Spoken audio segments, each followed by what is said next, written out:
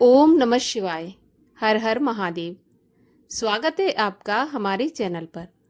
आज के इस वीडियो में हम आपको सुनाएंगे सोमवार व्रत की कथा। इसके अलावा हमारे चैनल पर आपको सभी प्रकार की व्रत कथाएं सुनने को मिलेंगी। तो सभी व्रत कथाएं सुनने के लिए और हमेशा हमसे जुड़े रहने के लिए आपको हमारे चैनल को सब्सक्राइब करके रखना है, बेल आइकन पर प्रेस करना है और आज की कथा अच्छी लगे तो लाइक करके शेयर करना है। तो चलिए अब हम शुरू करते हैं सोमवार व्रत की कथा। एक नगर में एक बहुत धनवान साहूकार रहता था।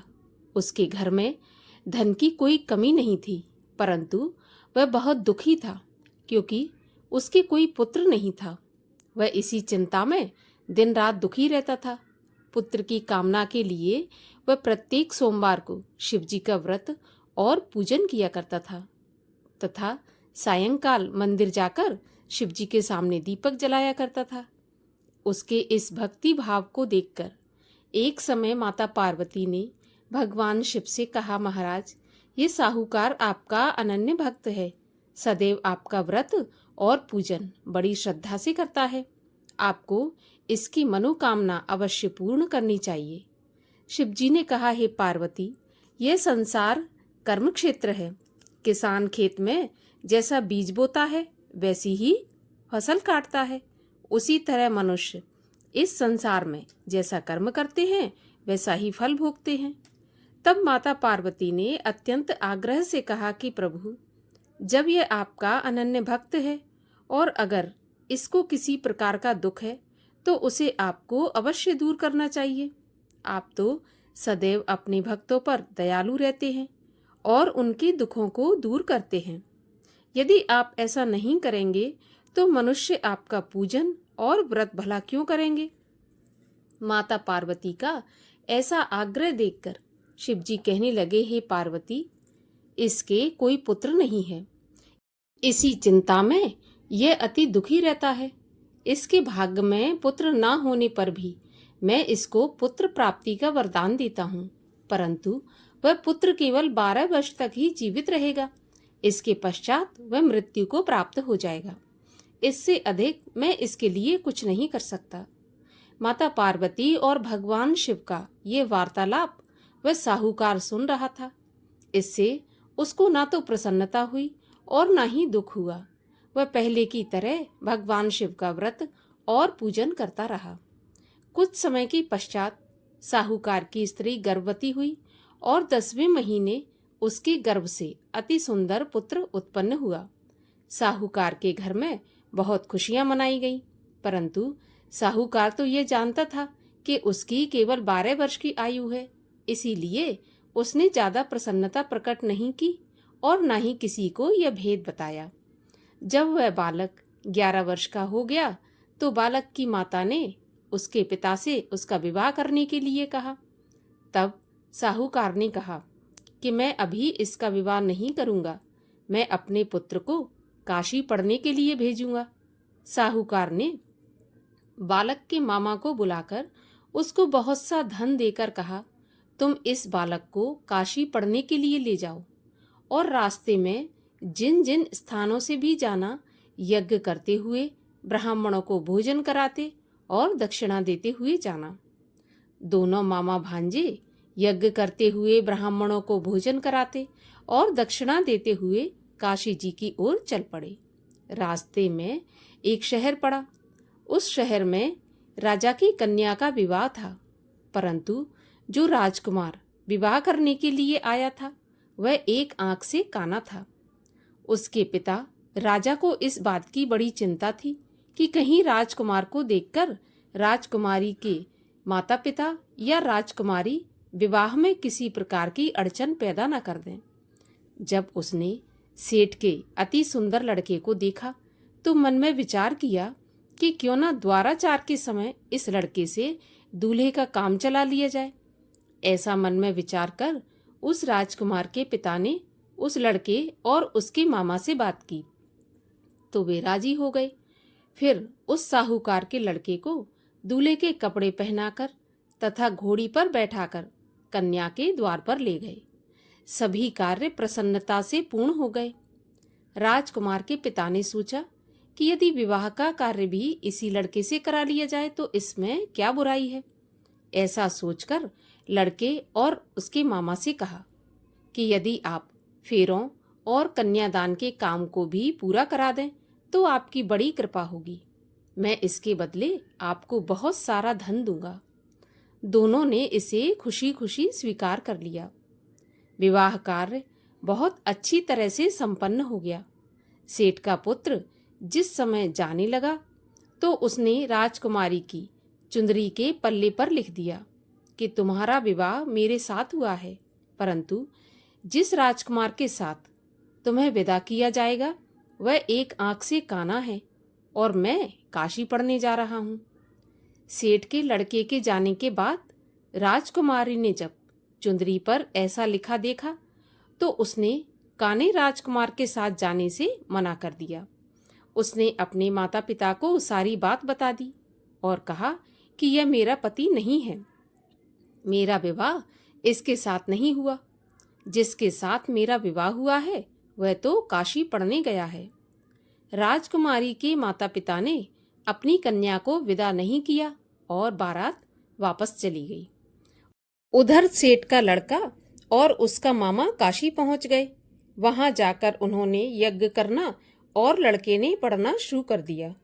जब लड़के की आयु 12 साल की हो गई, उस दिन उन्होंने यज्ञ रच रखा था। लड़के ने अपने मामा से कहा, मामा जी, आज मेरी तबीयत कुछ ठीक नहीं है।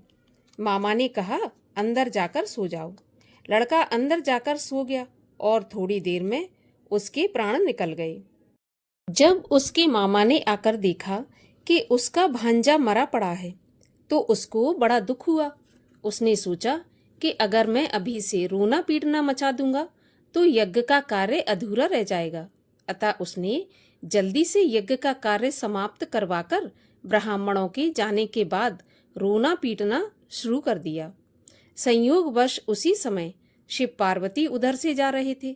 जब उन्होंने जोर जोर से रोने की आवाज सुनी तो माता पार्वती जी कहने लगी, महाराज, कोई दुखिया रो रहा है, इसके कष्ट को दूर कीजिए। जब शिव पार्वती वहां पहुंचे तो उन्होंने पाया कि वहां पर एक लड़का मरा पड़ा था। माता पार्वती कहने लगी, प्रभु, यह तो वही सेठ का लड़का है जो आपके वरदान से उत्पन्न हुआ था।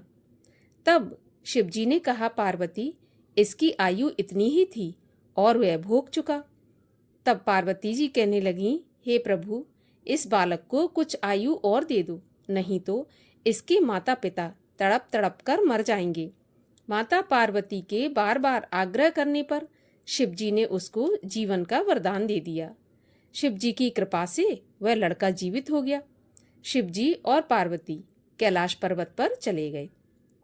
शिक्षा पूरी होने पर वह लड़का और उसका मामा उसी प्रकार यज्ञ करते, ब्राह्मणों को भोजन कराते तथा दक्षिणा देते अपने घर की ओर चल पड़े।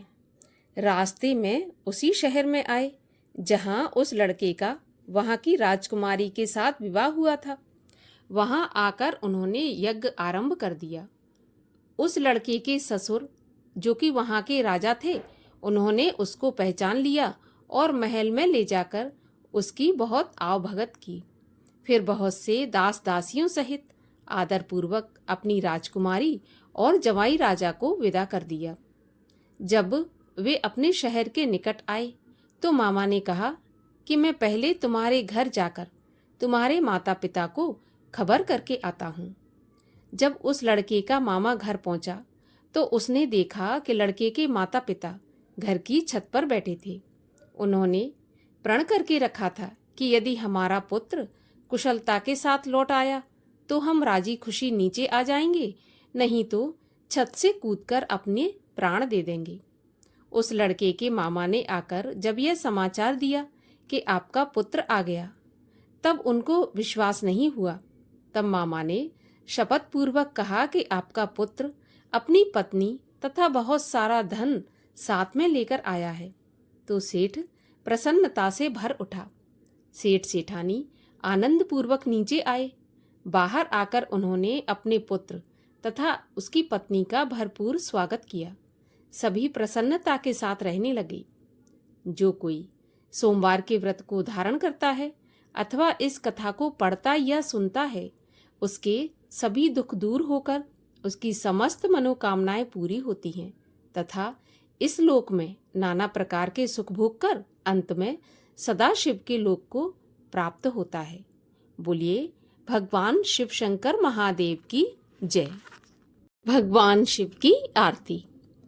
ओम जय शिव ओमकारा, स्वामी हर शिव ओमकारा, ब्रह्मा विष्णु सदा शिव अर्धांगी धारा। ओम जय शिव ओमकारा, एकानन चतुरानन पंचानन राजे, हंसासन गरुणासन वृषवाहन साजे। ओम जय शिव ओमकारा, दो भुज चार चतुर्भुज, 10 भुज ते सोहे, तीनों रूप निरखता त्रिभुवन जन मोहे। ओम जय शिव ओमकारा, अक्षमाला वनमाला मुंडमाला धारी, चंदन मृग मद सोहे, भोले शुभकारी। ओम जय शिव ओमकारा, श्वेतांबर पीतांबर बाघांबर अंगे, सनकादिक ब्रह्मादिक भूतादिक संगे। ओम जय शिव ओमकारा, करके मध्य कमंडल चक्र त्रिशूल धरता, सुख करता दुख हरता, जग पालन करता। ओम जय शिव ओमकारा, ब्रह्मा विष्णु सदा शिव जानत अविवेका, प्रणवाक्षर के मध्य ये तीनों एका।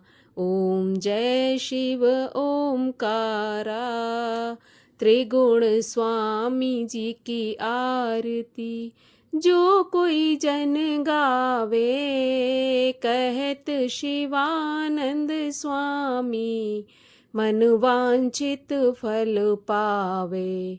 ओम जय शिव ओमकारा। बोलिए भगवान शिव शंकर महादेव की जय।